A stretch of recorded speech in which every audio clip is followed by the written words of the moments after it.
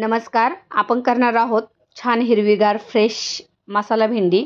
त्यासाठी भेंडी आधी स्वच्छ धुवून घ्यायची आणि कपड्याने पुसून घ्यायची. आपण या पद्धतीची मसाले भेंडी बनवणार आहोत. तर पहिलं एका ताटामध्ये सर्व भेंड्या उभ्या चिरून घ्यायच्या आहेत आपल्याला ह्या. आणि फार मोठा भेंडीचा आकार असेल तर मध्ये एक कट द्या आणि त्याचे 4 भाग करून घ्या. तर यावर आपल्याला 2 छोटे चमचे बेसन पीठ घालायचे. त्यानंतर 1 चमचा आपल्याला यावर चवीपुरतं मीठ घालून घ्यायचे.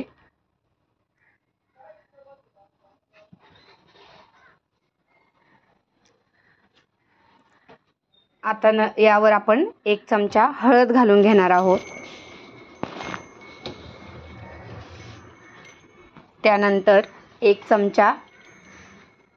2 चमचे छोटे मी मसाला घालून घेतला आहे. आता हे मिश्रण आपल्याला व्यवस्थित मिक्स करून घ्यायचं आहे.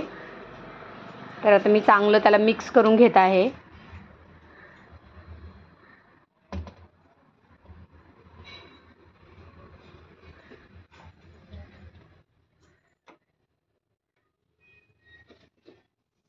अशा पद्धतीने सर्व भेंडीला व्यवस्थित मसाला लावून घेतला. तर गॅसवरती कढई गरम करायला ठेवली आणि त्यामध्ये छोटे 2 चमचे तेल घालून घेतले. 1 चमचा जिरं आपण फोडणीला घातले. त्यानंतर कांदा असा चांगला परतून घ्यायचा आहे तो.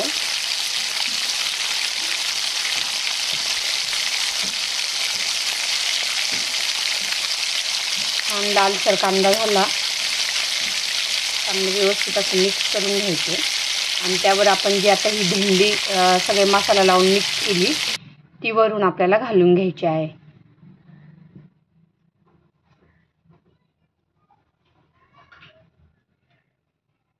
चांगली मिक्स करून घ्या. सकाळचं घाईच्या वेळी डब्याला तुम्ही असं पटकन एका साईडनी भेंडी आणि एका साईडनी चपात्या असं दोन्हीही पटकन होऊन जातं. आता छान आपल्याला व्यवस्थित तिला 4-5 मिनिटाशी हे होऊ द्यायची.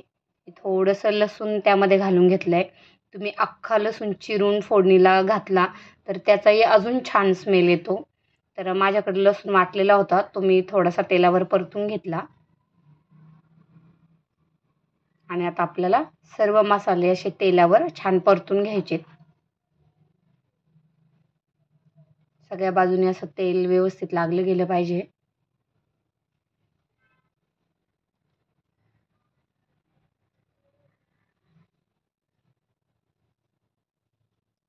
आता 4-5 मिनिट आपण झाकण ठेवून याला शिजून घेऊया. मी स्लो गॅस करून भेंडी करत आहे. एका साईडला माझ्या चपात्याही चालू आहे.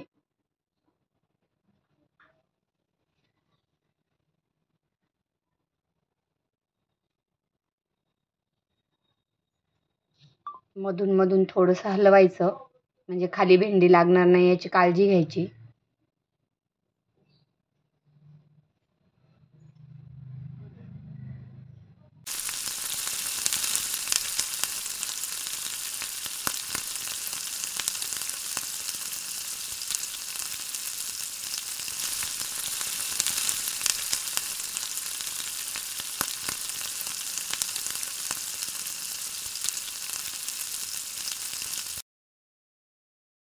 आता भेंडीला चांगलं तेल सुटले. तर असं थोडंसं भेंडी बाजूला करून घ्यायची आणि या प्रोसेसला शेंगदाणे थोडे अर्धवट असे जाडसर आपण बारीक करून घेतलेत. ते आपण ह्यामधल्या तेलावरती परतवायला घालायचे.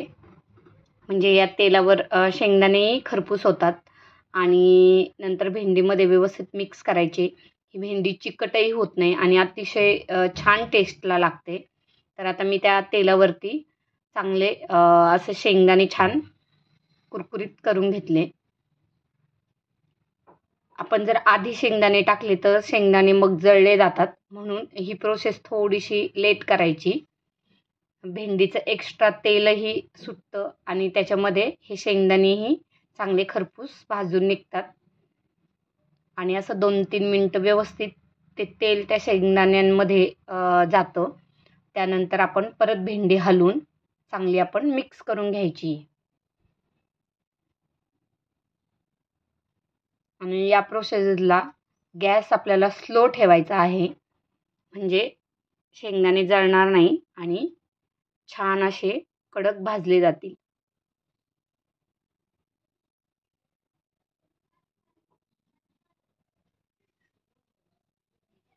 आता आपण व्यवस्थित मिक्स करून घेऊया.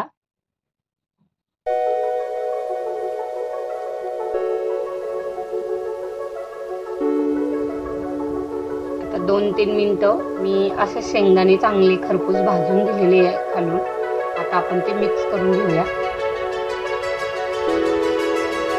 आणि बघा व्यवस्थित तेल सगळं या शेंगदाण्यांमध्ये